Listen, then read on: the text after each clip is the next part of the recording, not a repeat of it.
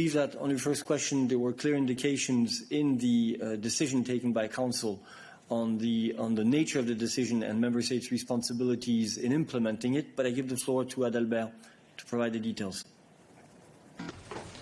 Thank you very much. And indeed, in recital 12 of the Council recommendation, the Council emphasizes that while a Member State should not unilaterally decide to lift the restriction on non-essential travel for a particular third country before the lifting has been decided in a coordinated manner by other Member States, but Member States may, in full transparency, lift only progressively the travel restrictions towards the countries on the list.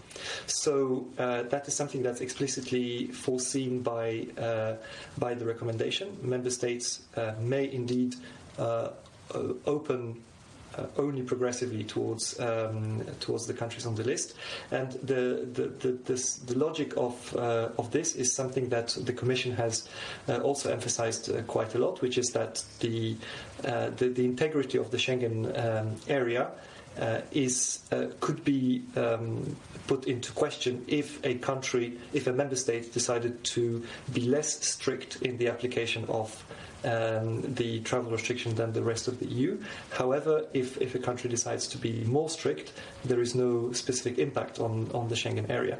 So I think it's not a question of not complying with the recommendation, but it's a question of applying it applying the criteria in more strict way.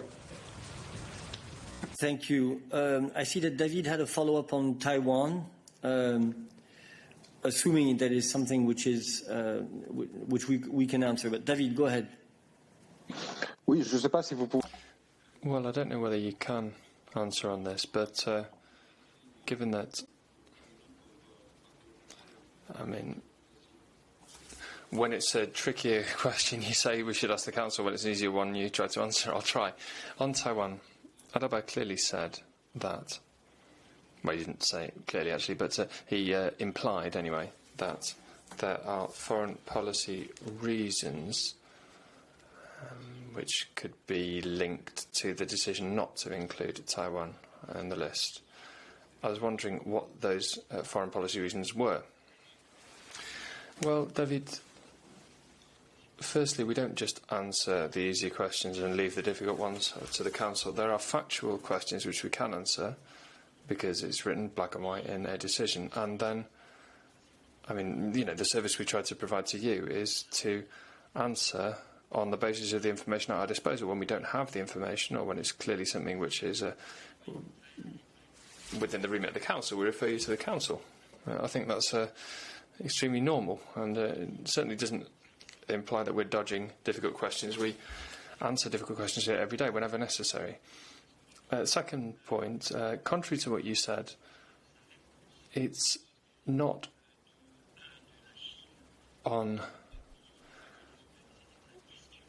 the basis of responses that this point was raised. The question actually mentioned the one-child policy. It was the question which led to this discussion. Adalbert said it didn't fall within his remit, but just to illustrate the fact that we don't hesitate to deal with tricky topics, I'll pass the floor to Peter. But I think, once again, nevertheless, this is a question which really you should be putting to the Council. But anyway, Peter. No, tu as dit tout. No, you've said everything. Okay. So,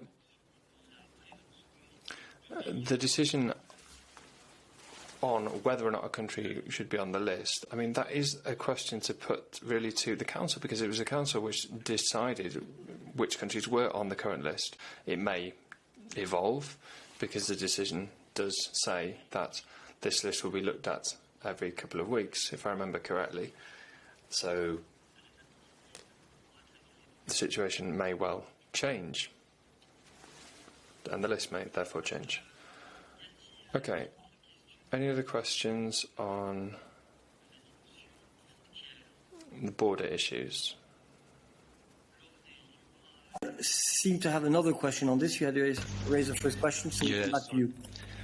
Yeah, sorry, it's just a brief follow-up to the Schengen state of health. I just wanted to be sure with Adalbert that this small cough in no way is problematic for the opening of borders to the outside world. It's good enough that we can go ahead with that list. Should I understand it that way? Yes, Adalbert, go ahead, but I believe that was the whole point of the exercise of saying that we are first going to reopen borders internally before then moving to reopening progressively external borders. But Adalbert, perhaps you have something to add. That's correct. Maybe just two things to add. One is that indeed to emphasize that the lifting of the travel restriction at external borders is a very progressive exercise. Indeed, from our perspective, the time is ripe to do it now at this point. And the second aspect is maybe just to emphasize that, of course, the return to fully functioning Schengen area is and will remain an extremely important priority for the Commission. And this is why we will continue to put a very special emphasis on this in our continued work with the Member States. Thank you, Adalbert. James Wilson, a question on borders? Yes, it's reported in the media that a former Commission official, Mr. Stanley Johnson, is taking his summer holiday in Greece, but in order to circumvent the travel restrictions that exist between travel from the UK and Greece, he's transiting overland through Bulgaria. Now, the question of circumvention of travel restrictions is an interesting one, because media reports also that American tourists are being advised that if they want to have their holidays in Europe this summer, they need to fly into Ireland or Britain and then travel overland into Europe. So I just wondered if there is a mechanism to advise the border guards how to deal with these attempts to circumvent restrictions. Thank you. Just as an aside, travelling overland from Ireland to the rest of the EU must be quite a challenge. But let me give the floor to Adalbert on the substance of your question. Thank you very much. First of all, I think, as you certainly know, the actual application of any travel restrictions is the task of national authorities. However, we do indeed work very closely with the border authorities of the member states in order to help them implement the travel restrictions. In particular, the European Border and Coast Guard Agency, Frontex, is working with them and is issuing them with support and advice as to how to do it in an effective and coordinated way. This said, as I emphasized, it is ultimately the responsibility of the national authorities.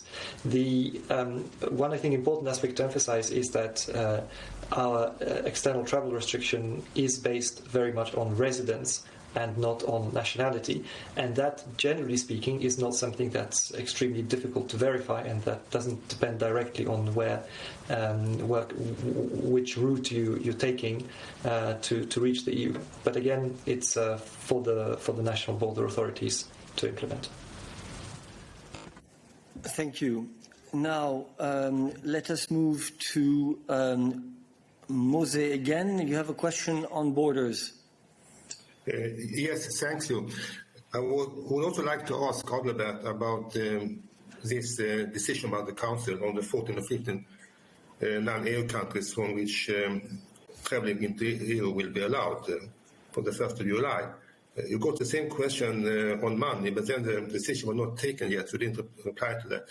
Now the decision says that EU citizens and residents and their families are allowed to travel into EU from countries not on the list. And then the question is whether it would be, let's say, wise or preferable by the member states to decide on some kind of guarantee of those persons returning to their country.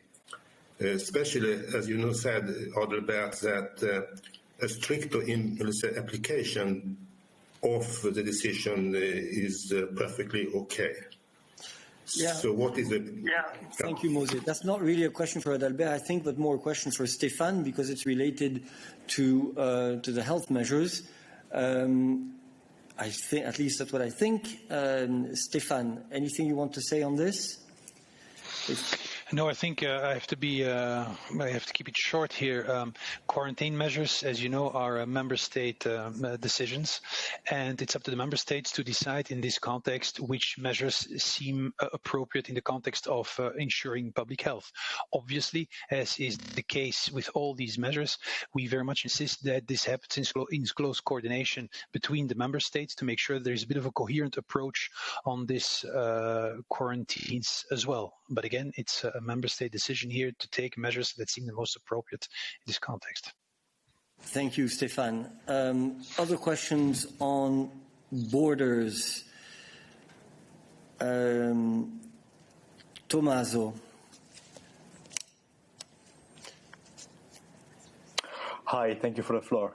I have a question on the Western Balkans, because if I'm not wrong, the European Commission recommended to reopen the borders to the 6 Western Balkan countries which are not part of the European Union.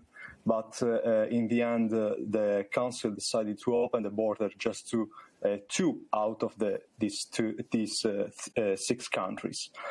So how do you explain this difference of judgment?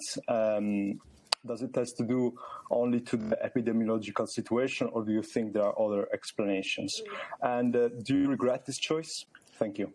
Tommaso, again, I have said now a certain number of times, and I'm going to start being much clearer on this, please address questions on why countries are on the list or not on the list to the Council. It is really for the Council to explain the way it has applied the criteria on which the Commission worked and that it provided to the Council. But the ultimate decision was for the Council.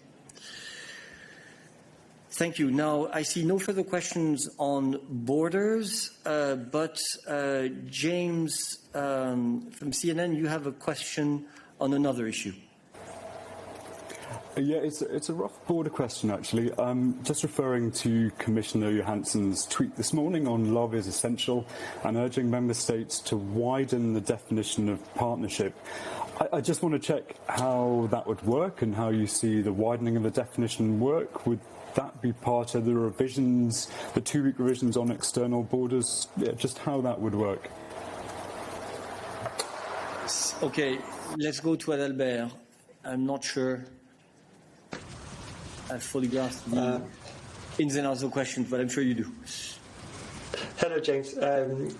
Yes, indeed. So the background to this is that the Council recommendation follows the Commission's proposals in terms of the people who would be exempted from the travel restriction, even if they are resident in countries that are not on the list in the annex. And indeed, family members are mentioned. Family members of EU citizens and of residents of the EU are mentioned as people who should be exempted from this travel restriction. Now, there isn't any further definition of family members in this context, and I believe what Commissioner Johansson's tweet is encouraging member states to do is to apply a broad definition of family members, which it is in their power to do, since this is not something that is specifically defined in the recommendation or in another piece of legislation that would apply to this restriction. Thank you, Adalbert. Are there other questions for us today? Yes, Sébastien.